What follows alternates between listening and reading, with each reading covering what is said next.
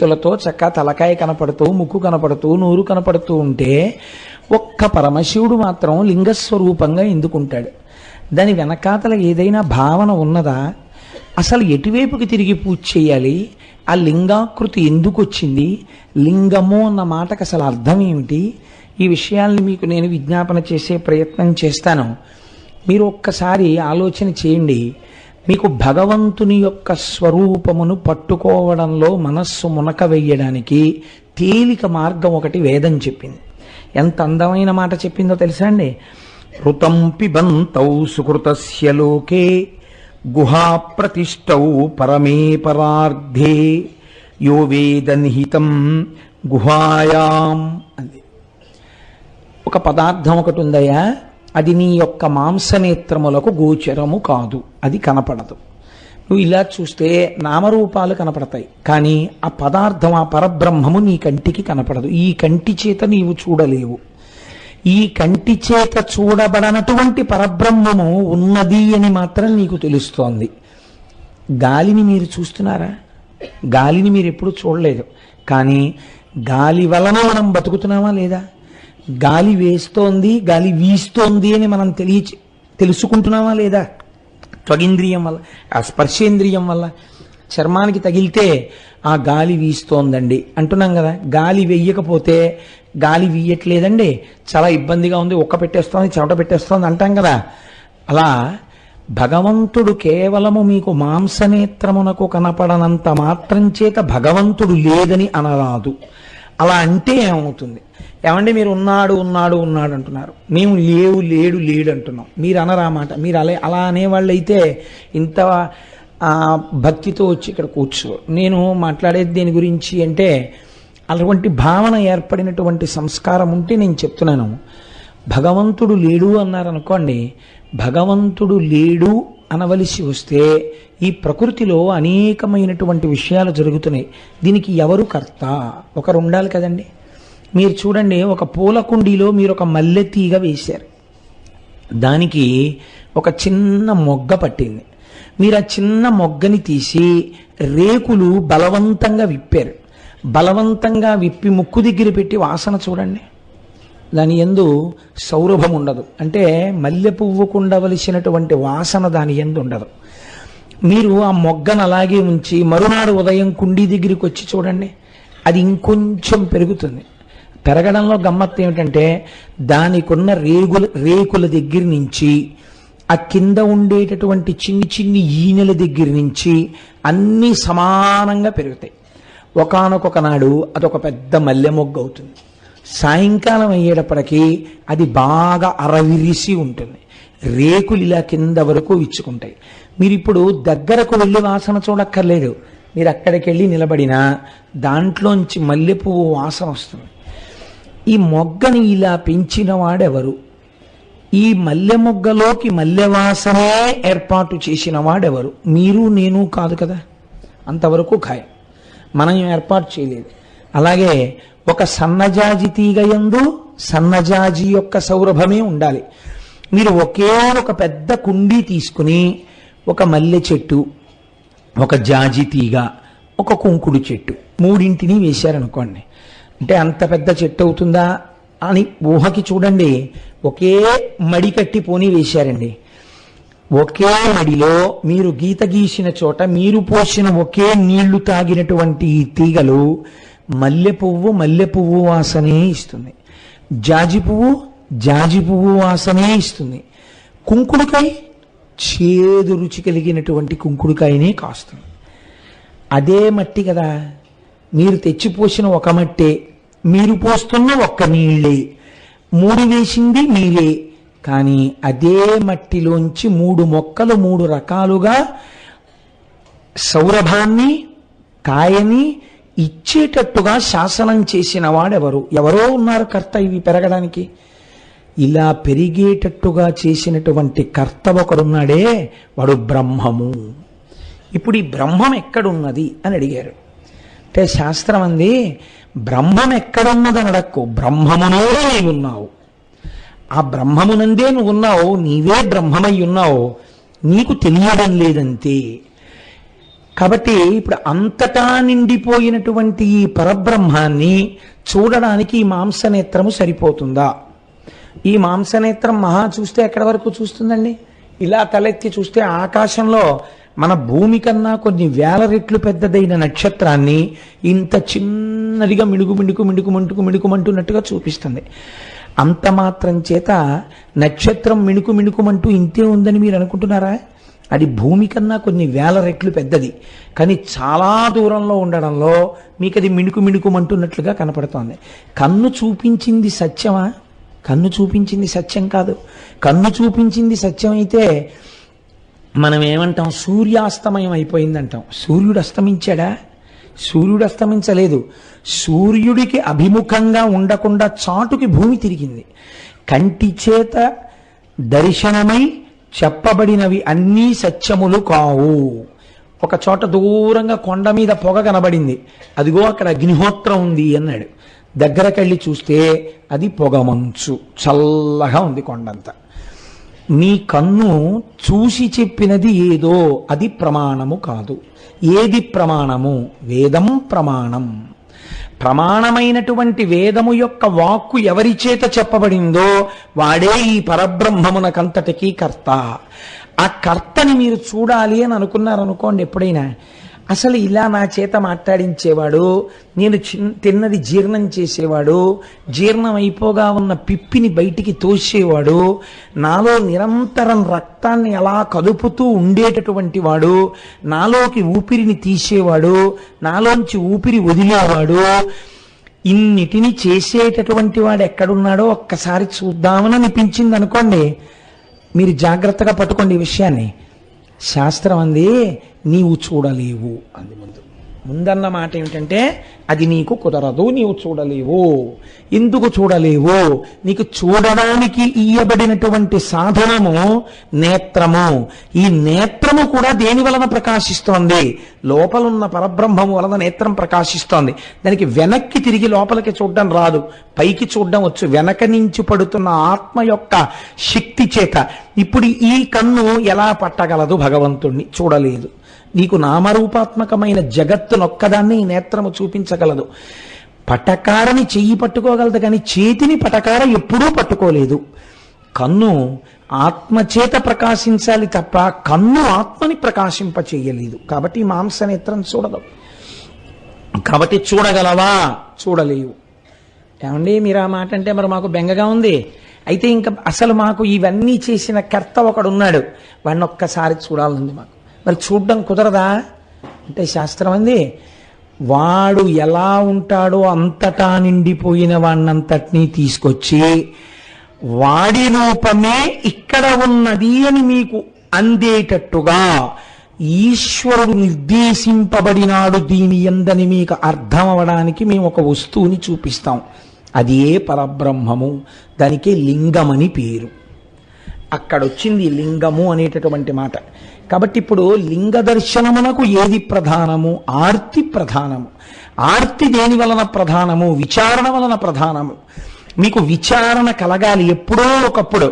కంటికి కనపడుతున్నవన్నీ సత్యాలనుకుని వెళ్ళిపోయాడు అనుకోండి, తప్పేం లేదు, బానే ఉంటుంది. ఈ కంటికి ఏం కనపడుతుంది? నా భార్య కనపడుతుంది. ఈ కంటికి ఏం కనపడుతుంది? నా బిడ్డలు కనపడతారు. ఇవి సత్యాలనుకుని నేను వెళ్ళిపోవడం మొదలెట్టాను అనుకోండి, జీవితంలో రెండు ఎండుకట్టెలు నదీ ప్రవాహంలో కలుసుకున్నాయి. కలుసుకున్న రెండు కట్టెలు అలా కలిసి ప్రయాణం చెయ్యవుగా, ఏదో ఒక కట్టె విడిపోతుంది, ఆ తర్వాత రెండో కట్టె కూడా విడిపోతుంది. ఏది సత్యమని నువ్వు నమ్మి తిరుగుతున్నావో అది అసత్యమో అది కాలగర్భంలో కలిసిపోతుంది. కానీ నువ్వు కొంతకాలం ఉండి వెళ్ళిపోయినా తర్వాత కూడా ఉన్నది, నీకు ముందు ఉన్నది ఒక వస్తువు ఉన్నది. ఆ వస్తువు ఏదో అది సత్య వస్తువు. ఆ సత్య వస్తువు గురించి విచారణ చెయ్యడానికి దీన్ని నువ్వు ఋతుమంతం చేసుకోవాలి. దీన్ని ఆధారం చేసుకుని దాన్ని పట్టుకోవాలి. దాన్ని ఒక్కసారి చూడాలన్న తాపత్రయం నీకు కలగాలి. ఇప్పుడు ఇది రెండు కారణముల చేత ఆవిర్భవిస్తుంది. ఒకటి, చూడాలని తాపత్రయపడిన వాళ్ళు ఎవరున్నారో వాళ్ళ ఆర్తిని చూసి వాళ్ళకి కనపడ్డం కోసమని వచ్చాడు ఆయన. అందుకే వేదాహమేతం పురుషం మహాంతం ఆదిత్యవర్ణం తమసస్తుపారే సర్వాణి రూపాణి విచిత్య ధీర నామాని కృత్వాభివదన్ యదాస్తే.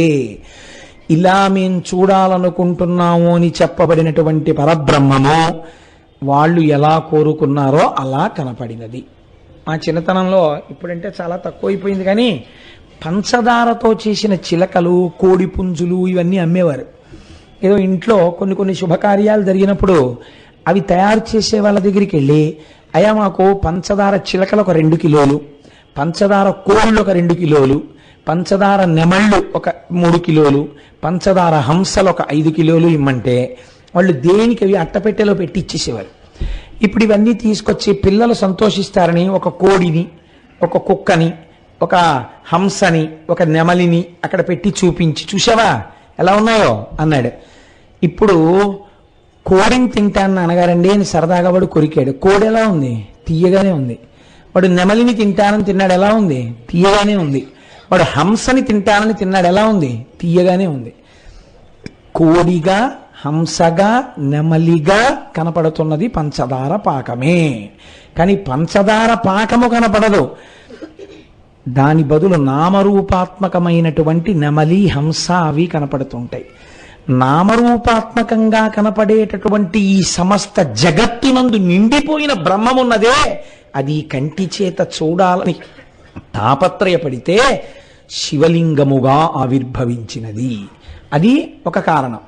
రెండవ కారణం, అసలు నీ ప్రమేయం ఏమీ లేదు. మీరు నన్ను క్షమించండి నేను ఇలా చెప్తే, సృష్టి యందు మీ ప్రమేయము లేదు. అసలు సృష్టి యందు మన ప్రమేయం అన్నది యథార్థంగా ఉంటే, అది సత్యమే అయితే ప్రపంచంలో సంతానం లేని వాళ్ళన్న వాళ్ళు ఉండకూడదు కదండి. సృష్టి జరుగుతోందంటే ఈశ్వరానుగ్రహం వల్ల సృష్టి జరుగుతోంది. ఏ ప్రాణికి ఎటువంటి ప్రాణి పుట్టాలో నిర్దేశిస్తున్నవాడు ఈశ్వరుడు. కుక్క కడుపున కుక్క పుట్టాలి, మేక కడుపున మేక పుట్టాలి, పిల్లి కడుపున పిల్లి పుట్టాలి, మనిషి కడుపున మనిషి పుట్టాలి. కాబట్టి ఈ సృష్టి చేసేటటువంటి వాడు ఆయన. మనమేమంటాం? ఒక కారణానికి మనం అహంకరిస్తాం. ఇది నేనే సృష్టించానండి మా అబ్బాయి. సాధారణంగా తల్లిదండ్రులు అఫెండ్ అయ్యారంటారు. అఫెండ్ అవ్వడం ఇన్ ది సెన్స్, వాళ్ళకి కోపం దేనికి వస్తుందంటే, నా కడుపున పుట్టినవాడు, నేను కన్నవాడు నా మాట వింటలేదు. ఇది కోపానికి కారణం. అంటే నేను వాడి సృష్టికి కారకుడను అన్న భావం ఒకటి ఏర్పడింది. కాబట్టి వాడు నీ మాట వినాలి. ఇది నేను సృష్టించాను కాబట్టి నాది అధికారం. వేరొకరన్నారు, వీడిని మేము పెంచాం చాలా కాలం, మీరు ఎక్కడో ఉన్నారు, వాడిని ఎక్కడికో తీసుకెళ్ళి చదివించారు, ఇంకొకరు ఎవరో పెంచారు వాడిని. పెంచితే వాళ్ళన్నారు, ఇంత కష్టపడి వీడిని పెంచాం, ఇంతకాలం 15 ఏళ్ళు మా దగ్గర పెట్టి చదువు చెప్పించాం, మేము చెప్పిన మాట వీడు వింటలేదు. ఇప్పుడు వాళ్ళకెందుకు కోపం?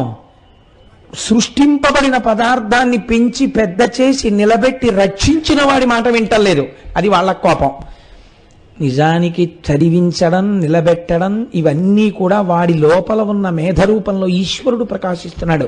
నువ్వు దానికి కారకుడవడానికి నిమిత్తం చేసి ఈశ్వరుడు నిన్ను అనుగ్రహించాడు.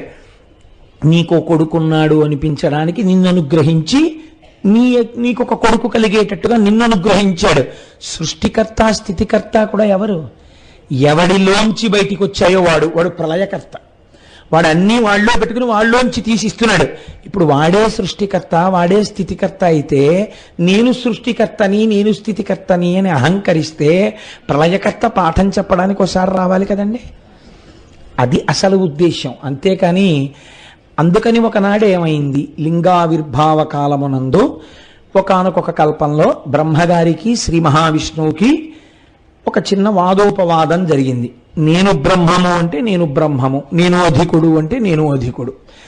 వీరి మధ్య ఈ వాదోపవాదం జరుగుతుండగా అది కొంచెం తీవ్రమైన స్థాయిని పొందుతుంటే దేవతల యొక్క మొర విన్నవాడై పరమేశ్వరుడు ఒక జ్యోతి స్తంభముగా వారి మధ్య ఆవిర్భవించినాడు. ఇలా ఎందుకు ఆవిర్భవించాలి? మీరు దీన్ని కొంచెం జాగ్రత్తగా పట్టుకోవాలి. ఒక జ్యోతి స్తంభంగా ఆవిర్భవించాడండి అని నేను అన్నాను అనుకోండి, జ్యోతి స్తంభం అనగానేమి అంటే ఒక బ్లోఅవుట్ అని చెప్పచ్చాము. బ్లోఅవుట్ ఏముందండి, గ్యాస్ భూమిలోంచి అలా పైకి వచ్చేస్తే మండింది అనుకోండి, అలా పొడవుగా ఒక స్తంభాకృతిలో మండుతుంటుంది కదా. ఒక బ్లోఅవుట్ ఏర్పడితే చూడ్డానికి ఎన్ని ఊళ్ళ నుంచో వెళ్ళి చూసొస్తుంటారు దూరం నుంచి కదా. అలాంటి బ్లోఅవుట్ దెబ్బలాడుకుంటున్న ఇద్దరి మధ్యలోకి వచ్చింది అనుకోండి, ఇప్పుడు వాళ్ళిద్దరూ దీని సంగతి తర్వాత చూద్దాం దెబ్బలాడుకుంటారా, దీని సంగతి చూస్తారా, ఇదేటో ఇలా వచ్చేసింది ఇంత పెద్ద జ్యోతి స్తంభం ఏమిటంటారా? అంటే ముందు కంటిని ఆకర్షిస్తుంది జ్యోతి. కాబట్టి ఇప్పుడు ఆ జ్యోతి స్తంభము ఏర్పడినది. మీరు అలా ఆనుకోకండి అమ్మా, అలా కూర్చోకుండా సరిగ్గా కూర్చోండి. ఆ జ్యోతి స్తంభం ఒకటి ఏర్పడినది. ఆ జ్యోతి స్తంభాన్ని చూడగానే బ్రహ్మగారికి శ్రీ మహావిష్ణువుకి వారు యందు ఉన్నటువంటి వ్యగ్రత ఉపశమించినది.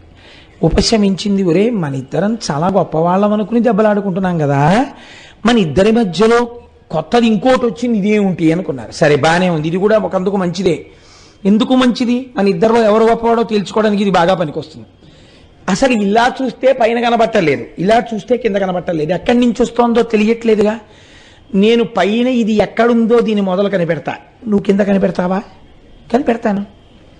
ఇప్పుడు శ్రీ మహావిష్ణువు వరాహ రూపంలో భూమిని తవ్వుకుంటూ వెళ్ళిపోయారు దాని ఆది కనుక్కోవడానికి. ఇప్పుడు పైకి చతుర్ముఖ బ్రహ్మగారు హంసవాహనం ఎక్కి దాని యొక్క చివర కనుక్కోవడానికి వెళ్ళిపోతున్నారు.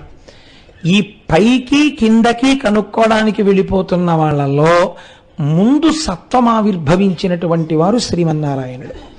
ఆయన అనుకున్నారు, ఎంత వెళ్ళినా ఈ జ్యోతి స్తంభము యొక్క మొదలు కనపట్టలేదు. అందుకని భిత్వా పాతాళ నిలయం గత్వా దూరతరం హరిహి నా పశ్యత్తస్య సంస్థానం స్తంభస్యానలవర్చసః. ఎంత వెతికినా దీని యొక్క ఆది మొదలు కనపట్టలేదు. కాబట్టి ఇది ఖచ్చితముగా పరబ్రహ్మమిది, దీని యొక్క మొదలు నేను కనిపెట్టలేకపోయాను. కాబట్టి ఆయన మళ్ళీ భూమి మీదకి వచ్చి కూర్చున్నారు. బ్రహ్మగారు రజోగుణ సంపర్కం ఉన్నవాడు కొద్దిగా. ఆయన పైకి ఎక్కుతుంటే ఎంతసేపు పెడతాంరా ఇలాగా, ఏమిటి అంత వెళ్ళినా కనపట్టలేదు. ఆయన ఇబ్బంది అలా ఏమిటంటే కింద ఆయనకి కనపడిపోయిందేమో అని. అందుకని ఆయన అలా వెడుతూనే ఉన్నారు. ఇంతలో పైనుంచి ఓ కేతకి పుష్పం ఒకటి కింద పడింది, ఓ మొగలిపు. దాన్ని టక్కున పట్టుకుని అడిగారు ఆయన, ఎక్కడి నుంచి వస్తున్నావు అని అడిగారు. అబ్బో ఎవరో ఒక మహానుభావుడు పరమభక్తితో ఇలా శంకరుడి మీద వేశాడు, మీరు ఇది చాలా జాగ్రత్తగా పట్టుకోవాలి. ఇంత పైన తలకాయ ఉంటే దాని మీద పువ్వు ఎలా పడిందండి? ఎవరు పూజ చేశారు? అంటే ఎవరో భక్తుడైన వాడికి లొంగిపోయాడు ఆయన, అహంకరించిన వాడికి దొరకలేదు ఆయన కదండి. ఆయన ఎవరో పూజ చేశాడు, ఆ మొగలి పువ్వు తల మీద ఎట్టుకున్నాడు ఆయన. చాలా కాలం తర్వాత మీ ఇద్దరు దెబ్బలాడుకోవడం చూసి అంత పూర్వమే కొన్ని సంవత్సరాల క్రితం ఆయన ఎందుకో సంతోషంగా ఇలా అన్నాడు. అంటే ఆ పైనుంచి నేను కింద పడ్డాను, ఇలా నేను కొన్ని సంవత్సరాల నుంచి పడుతూనే ఉన్నాను ఇలా కిందకి, ఈ ప్రయాణం జరుగుతోంది, మీరెక్కడికి వెళ్తున్నారని అడిగింది.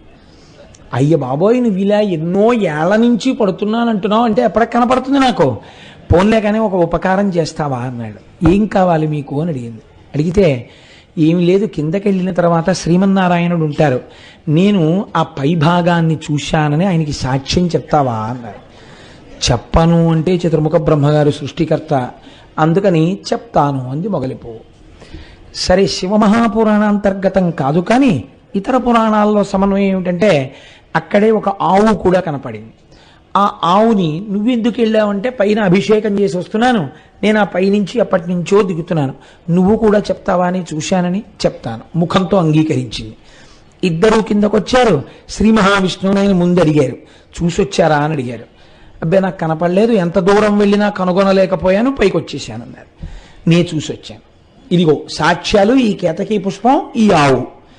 కేతకీ పుష్పం ఆయన చూసొచ్చారని చెప్పింది. ఆవు ముఖంతో అంగీకరించి పృష్ఠభాగమును కదిపి చూడలేదు అని చెప్పింది. ఇప్పుడు నిరాకారముగా జ్యోతిస్తంభముగా ఉన్నటువంటి పరమాత్మ శంకరుడు సాకారమును పొందాడు. సాకారమును పొంది బ్రహ్మదర్శనమైనదని అబద్ధమాడావు బ్రహ్మ, కాబట్టి నీకు నేను కొన్ని శాపవచనములను ఇస్తున్నాను. ఒకటి, నీకు భూమి యందు పూజ లేకుండుగాక, నిన్నెవ్వరూ పూజ చేయరు. కానీ బ్రహ్మస్థానం అని ఒక స్థానం ఉంటుంది. మీరు ఇంట్లో పూజ చేసుకున్నారనుకోండి, బ్రహ్మగారిని పిలిచామంటారు, ఒక మహానుభావుడు వచ్చి ఆ స్థానంలో కూర్చుని పూజ చేయిస్తారు. ఆ పూజ చేయించిన వాడెవరో ఆయన్ని బ్రహ్మగారు అంటారు. మీరు పూజ అయిపోయిన తర్వాత లేచి ఈయనంత బాగా చేయించలేదండి అన్నారనుకోండి, సున్న చుట్టేస్తారు మీరు చేసిన పూజకు ఫలితాన్ని. అది బ్రహ్మస్థానం. ఒకసారి కూర్చోబెట్టాక ఆయన ఏది చేయిస్తే అదే శాస్త్రం అంతే.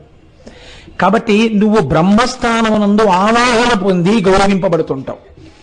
రెండవది ఏది అంటే, నువ్వు అబద్ధం చెప్పకుండా శ్రీ మహావిష్ణువు నేను చూడలేకపోయానని చెప్పారు కాబట్టి నాతో సమానంగా ఆయనకి వైభవోపేతంగా పూజలు ఉత్సవాలు ఉంటాయి. ఆ ఉత్సవాలకి ఆధిపత్యం వహిస్తుంటావు. అందుకే బ్రహ్మోత్సవము అని బ్రహ్మగారి రథం ముందు నడుస్తుంది ఉత్సవాలకి. కేతకీ పుష్పం అబద్ధం చెప్పింది కాబట్టి ఈ కేతకీ పుష్పము నా యొక్క పూజ యందు అగకుండుగాక. అది ఎంత సువాసనాభరితమైన మొగలి పువ్వు నా పూజలో ఉపయోగింపబడదు. భగవదార్చనకి ఉపయోగపడని పువ్వు ఎంత అందంగా ఉంటే ఎందుకు, ఎంత సువాసన ఉంటే ఎందుకు. ఇప్పుడు కేతకీ పుష్పం బాధపడింది, అయ్యో నా బ్రతుకు ఇంతేనా, నాకు పూజార్హత లేదా అని. నా యందు పూజింపబడవు గాని, నాకు పూజింపబడవు గాని నాకు భక్తులైన వారు నిన్ను తలలో ధరిస్తారు. అందుచేత నా భక్తులు ధరిస్తే నేను ఎక్కువ ప్రీతి పొందుతాను కాబట్టి శివభక్తులైనటువంటి వారు మొగలి పువ్వు ధరించవచ్చు. 2, నాకు పూజ జరిగే చోట ప్రాంగణం మీద మొగలి పువ్వులతో అలంకారం చేస్తే నేను ప్రీతి పొందుతాను. ప్రత్యక్షంగా నాకు పూజ మాత్రం చెయ్యకూడదు. కాబట్టి ఇప్పుడు కేతకీ పుష్పానికి అటువంటి వరం, అటువంటి శాపం రెండింటినీ అనుగ్రహించారు. ఇప్పుడు నేను ఈ మాట మీకు చెప్పి నేను ఒక మాట పూర్తి చెయ్యకపోతే ఒక ప్రమాదము వెంటనే ఏర్పడిపోతుంది. ఏమా ప్రమాదము? ఏమండి, సరస్వతీదేవికి భర్త చతుర్ముఖుడు, 4 ముఖములతో వేదం చెప్పేటటువంటి వాడు, అంతటి మహానుభావుడే. బ్రహ్మగారు శ్రీ మహావిష్ణువు ఇలా దెబ్బలాడుకుంటుంటారా? నిజంగా ఒకవేళ బ్రహ్మగారు పోనీ ఏదో పొరపాటు పడ్డారనుకోండి, శ్రీ మహావిష్ణువు శ్రీమన్నారాయణుడు సాక్షాత్తుగా మహానుభావుడే.